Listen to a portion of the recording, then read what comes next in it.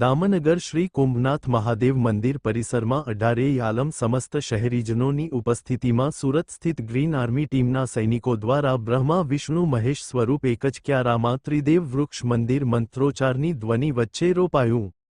સૌના સરદાર સ્લોગન સાથે રાજ્યના 19 જિલ્લાઓના 62 તાલુકાઓના 365 જેટલા શહેરી અને ગ્રામ્ય વિસ્તારોમાંથી પસાર થનાર સરદાર સન્માન યાત્રા રૂટ ઉપર આવતા દરેક ગામોમાં દૈનિક 34મી વધુ વૃક્ષ મંદિર નિર્માણના સંકલ્પ અભિયાનનું કુંભનાથ મહાદેવ મંદિરે આગમન।